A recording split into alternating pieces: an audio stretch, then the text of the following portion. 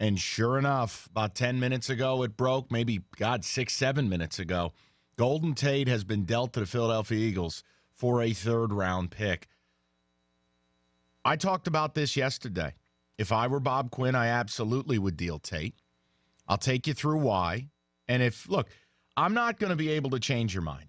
You're going to be set in your ways and what it means and what it doesn't mean and what you think of your team and what you don't think. But I want to know what your feelings are. But I guess all I ask is this. Let me at least make a case for this. Before you fly off the handle and yell and scream, let me make a case for it. And if you don't like the case, hey, tell me to blow it out my ass. If you like the case, let's talk about it. So here's the deal. The loss to Seattle puts you at 3-4. It really put a dent in where you hope to go. You'd clawed out of an 0-2 and 1-3 start, respectively, to get to 3-3. You lost a critical NFC game. Now you're at the midway point. You're one of the healthiest teams in football, and you're 3-4 with a brutal slate of games coming up. Now, Lion Kool-Aid drinkers will say, but we're only one game out of the division. Factually, that's true. The problem is I think you're lying to yourself if you really believe over the long haul that this team's going to play good enough football to win this division, even if 9-7 won this division. Now, you can say it, but you don't have any evidence to support it, and that's my problem with that opinion. And that was the problem I had just discussing with Doug is, look, even if Minnesota totally stinks and goes 8-7-1, you got to go 9-7. What's your pathway to 9 wins, i.e. 6-3 the rest of the way? You're 3-4, and you've already dumped 2 unforgivable games, and you didn't show up on Sunday. Now, as it pertains to, well, why would they make this move? This is simple. This is the ultimate Patriot way. This is a 30-year-old football player who's a slot receiver, a non-premium position, who's a pending free agent that you have no plans of signing. And the Philadelphia Eagles stepped to the table and offered you a third-round pick. Now, Mike, have we confirmed it is a 2019?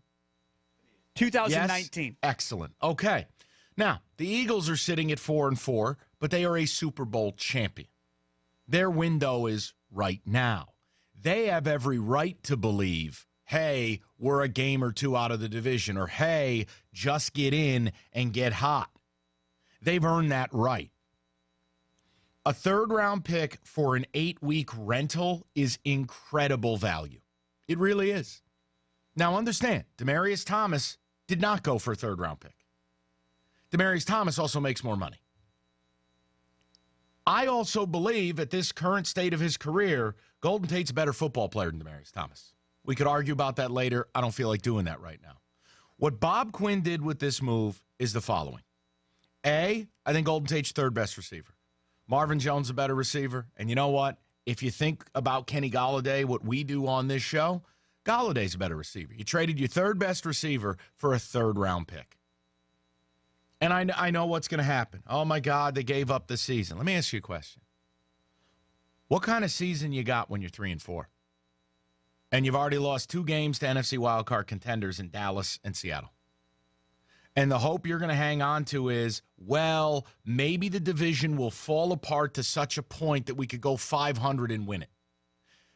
Versus, hey, come April, when that draft rolls around, and the Eagles finish this season 8-8, and I got the 17th pick in the third round, that is an incredibly valuable asset. I'm still getting one of the top 75 players coming out of college for free.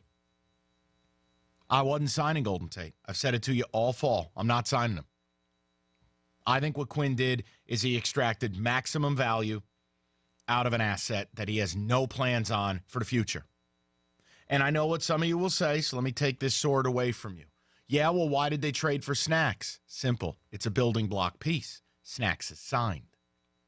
There's no issue. You gave up a 5th-round pick. He's here now. He's here next year. He could be here the year after if you like. I think Quinn is building this thing, and I think it's the ultimate job security move as well. It tells you Quinn ain't going nowhere. It tells you Patricia ain't going nowhere. They're tied at the hip. They're going to build this thing their way, and if it bombs, guess what? They'll be sharing an Uber to the airport. But right here, right now, I'm sorry, I love this move. I don't have a negative thing to say about it. Because if you want to earn the right to go through the trade deadline and pass up a third-round pick for pending free agents who play non-pivotal positions, and with all due respect, your third-best receiver, it's not pivotal. It's not premium.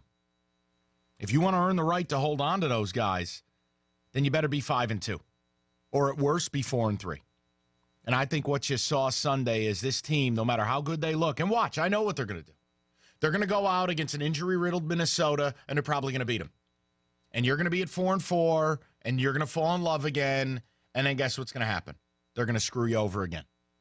Because this team has flaws they're not going to overcome this year. They'll look good on certain weeks, generally against teams that are compromised, and then they're still going to revert to what they really are.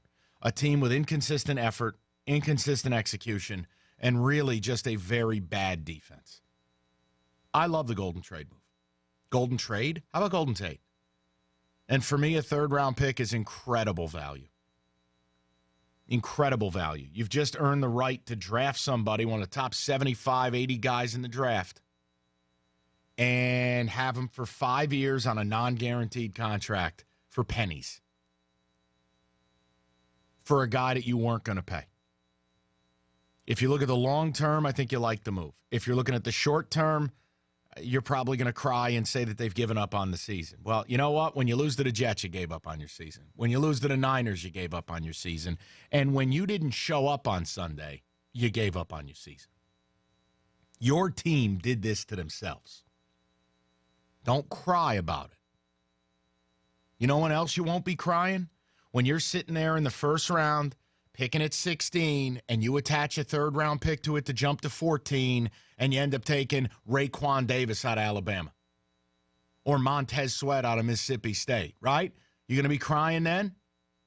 You're going to cry when you package a bunch of picks together and maybe you make a bold move to, I don't know, put Ed Oliver next to Mr. Snacks. Look, we don't know what the future holds.